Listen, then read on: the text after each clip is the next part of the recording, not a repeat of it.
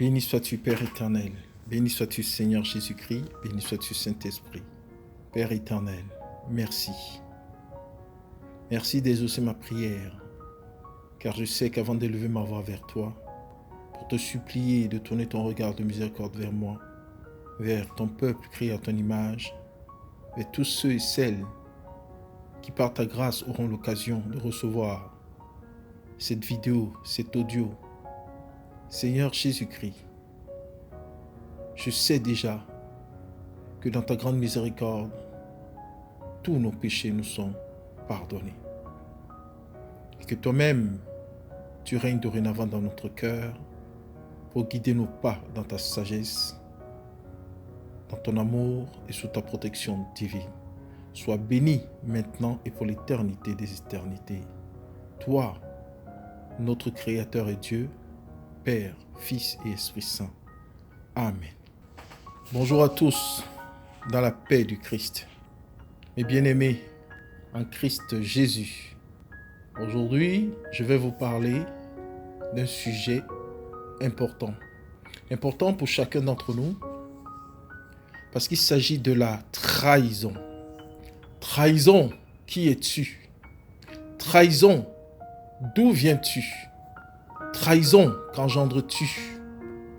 Sachez, mes très chers, que certains d'entre nous ont été tellement blessés à cause de la confiance qu'ils avaient mis entre les mains de celui ou celle qu'ils ont tendrement appelé mon ami. Oui, pour certains d'entre vous, vous les avez connus depuis votre enfance. Vous avez grandi ensemble dans le même quartier. Vous êtes devenus des adultes.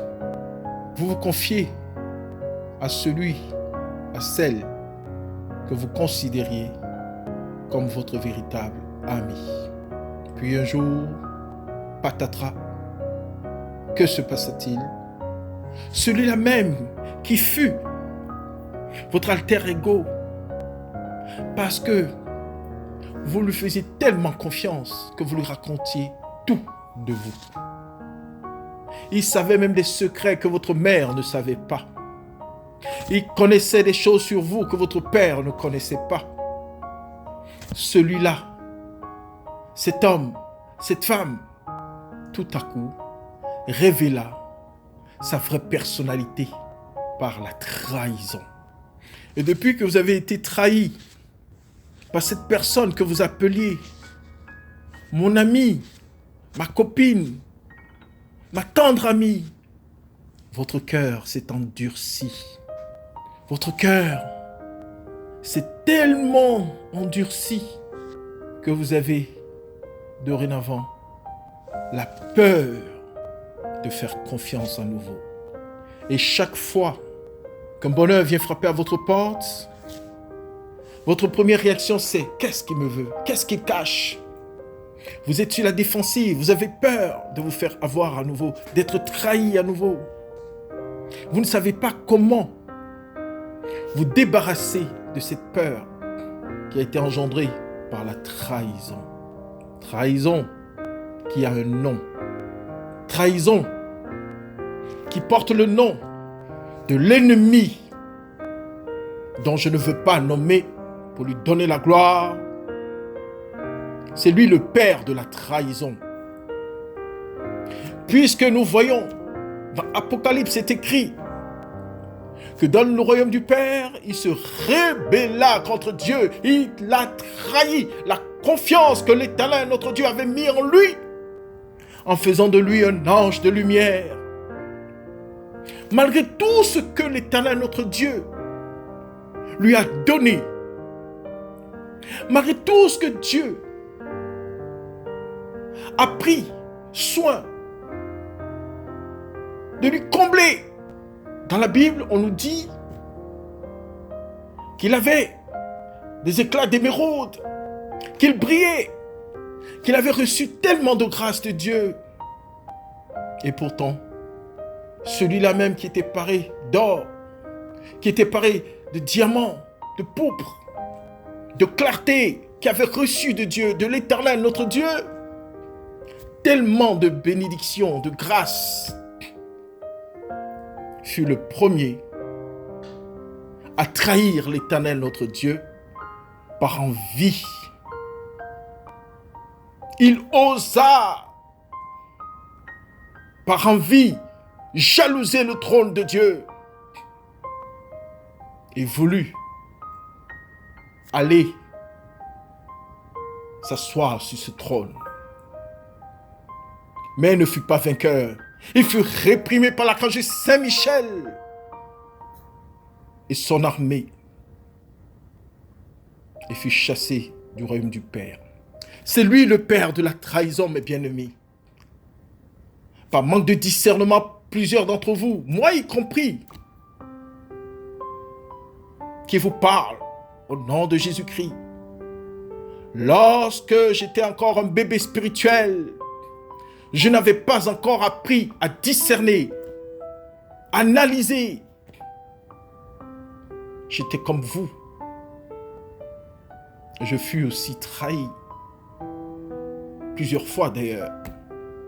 Chacun d'entre vous qui avez le cœur en peine parce que vous avez été trahi, blessé, malgré tout ce que vous avez pu donner à cette personne que vous avez appelée ami, frère ou sœur, homme ou femme, cette personne vous a trahi. Et vous marchez dorénavant avec un lourd fardeau que vous portez dans votre cœur, qui vous empêche quelquefois même d'ouvrir vos bras pour recevoir l'amour à nouveau dans votre vie. Mes bien-aimés en Christ, sachez que le Christ l'a vaincu par son amour.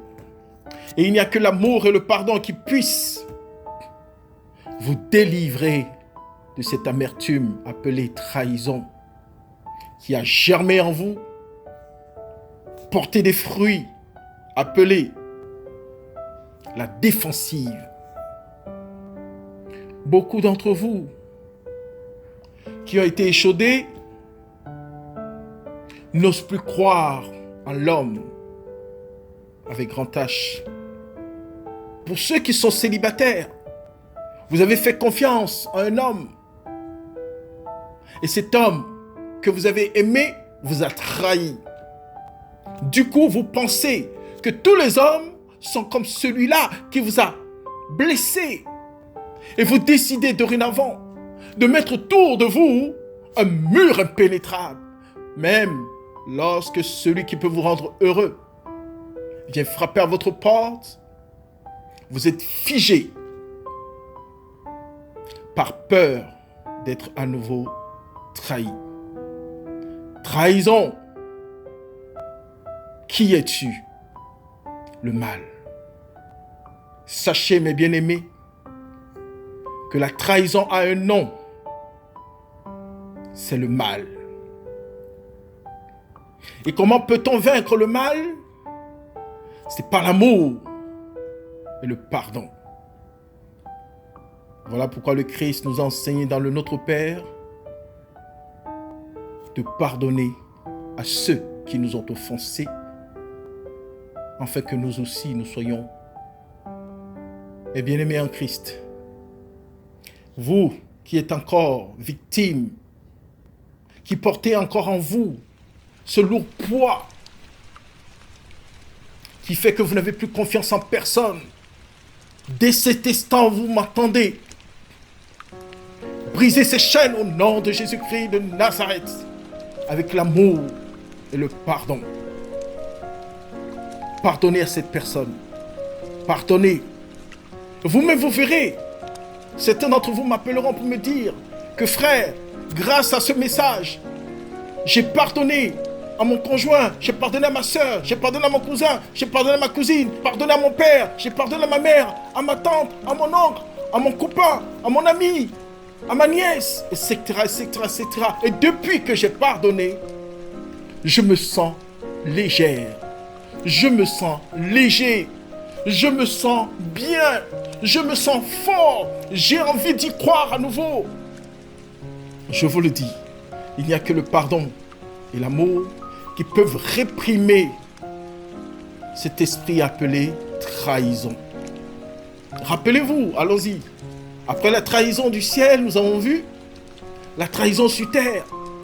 Comment deux frères qui s'aimaient, qui ont grandi ensemble, Caïn et Abel, se retrouvaient dans une position où Caïn décida d'ôter la vie à son propre frère par jalousie. C'est toujours le même qui est derrière, l'esprit du mal. La trahison a un nom, c'est le mal. Je vous l'ai dit tantôt que je ne veux pas lui donner la gloire. C'est pour cela que je ne le nomme pas.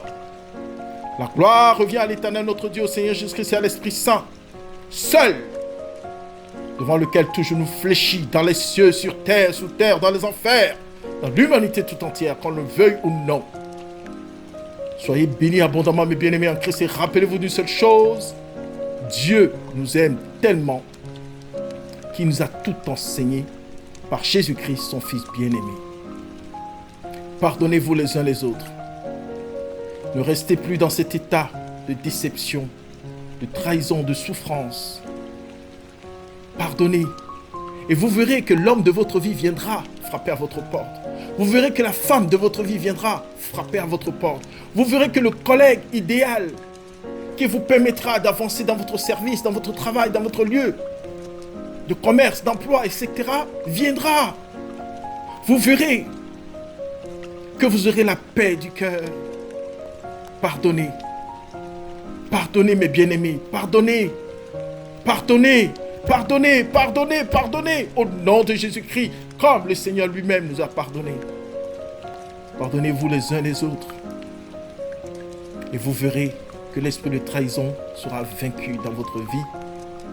Et que dorénavant, dans cette paix, vous marcherez tête haute, tout en vous dirigeant vers votre destinée. Que Dieu vous bénisse et vous protège. Que le Christ ressuscité soit votre bouclier et votre bénédiction. Qu'il agisse puissamment dans vos cœurs, afin que vous puissiez pardonner en son nom. Que cela soit écrit et accompli. Au nom du Père et du Fils et du Saint-Esprit. Amen.